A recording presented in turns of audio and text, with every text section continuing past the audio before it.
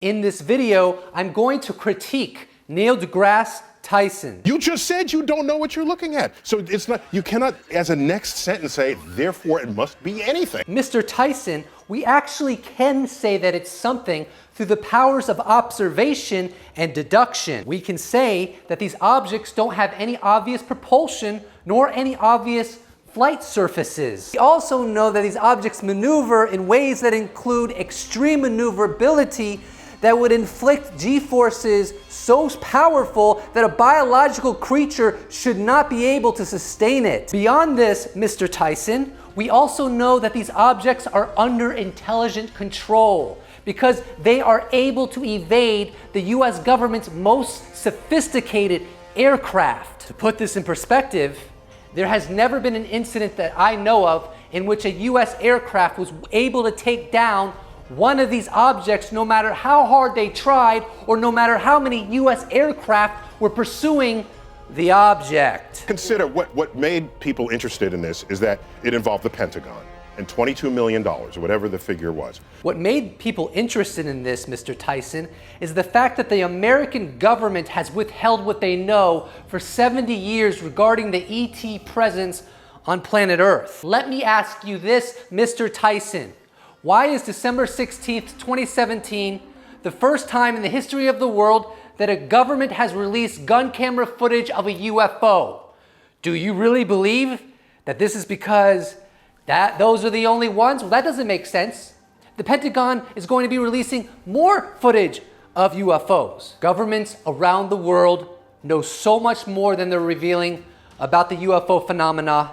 And finally, it's being revealed in the form of video footage through official channels within the government, in this case, the US government. And this is why, Mr. Tyson, that everyone's interested in it, because we're finally getting to see the raw data, about 0.1% of the raw data that the US military has on their studies of UFOs. And if you think what I'm saying is conspiratorial, I'd ask you to use a little of what I refer to as common sense. Think about how huge the American military apparatus is. Think about how huge all the other governments of the world, their military apparatus is. How much gun camera footage do the United States have? How much gun camera footage do the other nations have of UFOs?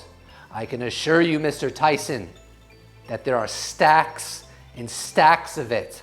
This is a very serious phenomena. Another reason everyone has been so excited about this data dump is because the UFO subject has been ridiculed by scientists, the media, and academia to no end, even while there are mountains of evidence substantiating the reality of the UFO phenomena beyond the two videos recently released of UFOs by the Pentagon. To give you a glimpse of the ridicule, Mr. Tyson, I will share with you an excerpt from the December 16th, 2017 bombshell article from the New York Times. The sightings were not often reported up the military's chain of command, Mr. Reed said, because service members were afraid they would be laughed at or stigmatized. And here's an excerpt from Leslie Kane's book on UFOs regarding the 2007 UFO incident that happened over Chicago's O'Hare Airport. A UFO hovered above the airport from an estimated 5 to 15 minutes. Subsequently, it shot up at high velocity, went through a cloud, and there was a hole left in the cloud from the UFO. Sadly, every one of these highly credible aviation witnesses to the O'Hare UFO, and there were many, has chosen to remain anonymous due to fears for job security. One United employee told me he could otherwise be perceived as betraying his company. Witnesses do not want to be caught talking to the media since the airline had officially claimed that nothing happened, he wrote in an email.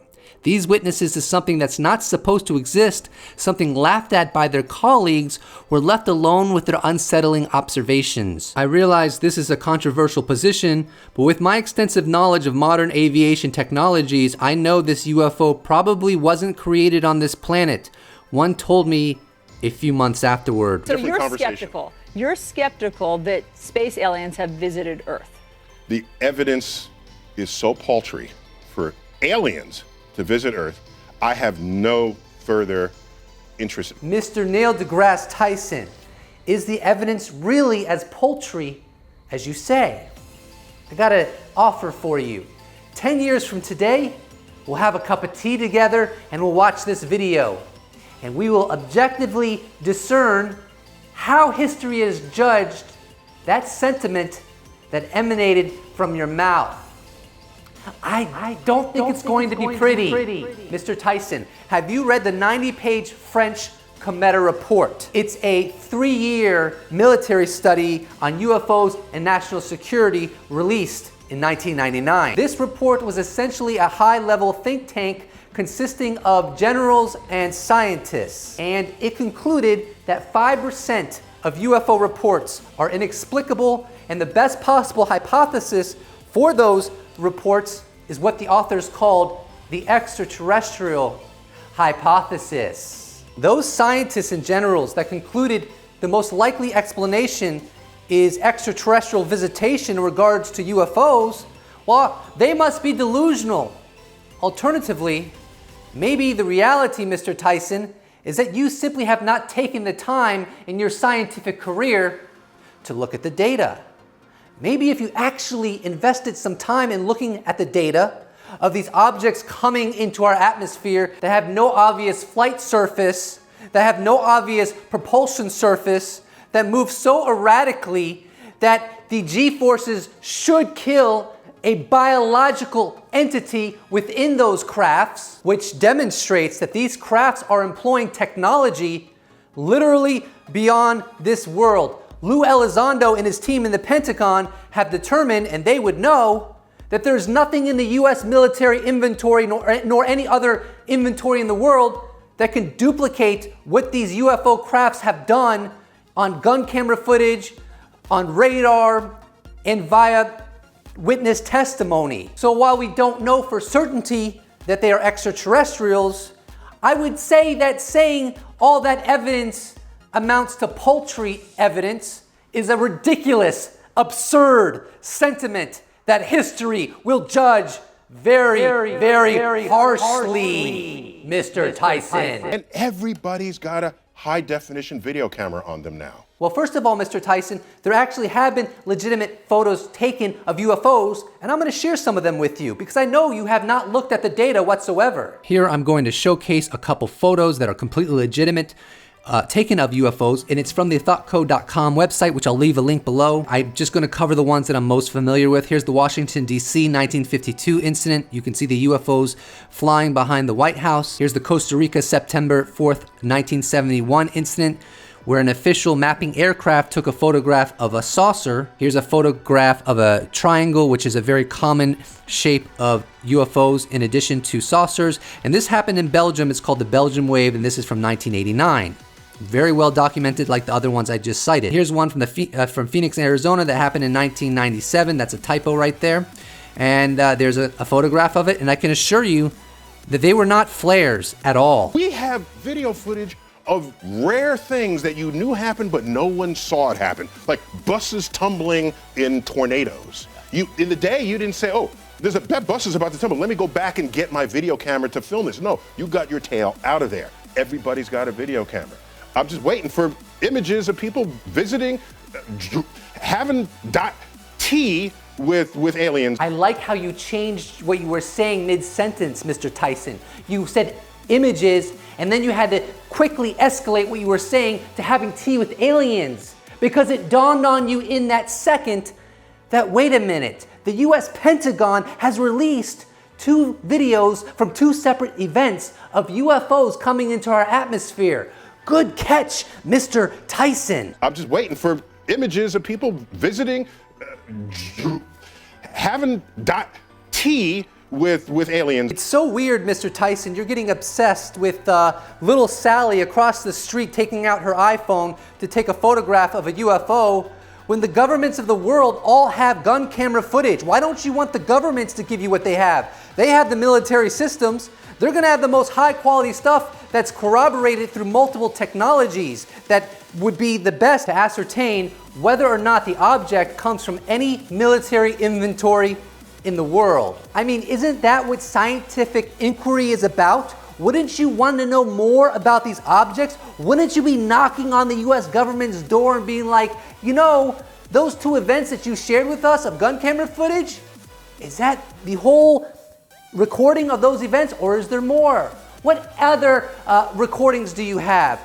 With the Tic Tac UFO during the Nimitz incident, did anyone on the battleships take high quality photographs of that UFO? Because I would like to get a better look at it.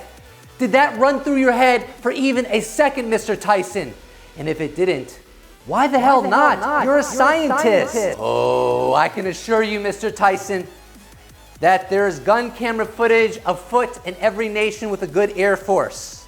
Why, again, I ask you, Mr. Tyson, why is this December 16th, 2017, the first time a government has released gun camera footage of a UFO? You get back to me on that. I'd love to hear you hashing that one out, Mr. Tyson. How is it that some everyday Joe making a YouTube video in his garage has more common sense in reference to these UFOs that are being seen by militaries across the world than an astrophysicist who graduated from Harvard? I have no clue. And history is not going to judge this very favorably. I'll leave the explanations to the sociologists and the psychologists, because what Neil deGrasse Tyson's doing is failing to analyze the data in a way that leads to an objective conclusion. Mr. Tyson was saying that the evidence is paltry. That is ridiculous. I mean, you would think that Mr. Tyson would be like, you know, that's intriguing, and it really may be aliens. And there is a justification to look further into those objects on the basis that anything that can move like that and that can do things that no military in the world can do and can evade the most sophisticated US aircraft and other aircraft from every other country, because of that, maybe, just maybe, it's aliens. But no, Mr. Tyson is lost in his dogmatism. He doesn't know how to analyze data. Neil deGrasse Tyson lacks common sense. Even though me and Mr. Tyson may have our differences on analyzation of these objects, nevertheless, I wish you, Mr. Tyson, and your family a Merry, Merry Christmas. The last thing I want to say is, Seth Shostak, I look forward to meeting you soon, sir. I'm sure our meeting will be quite amicable.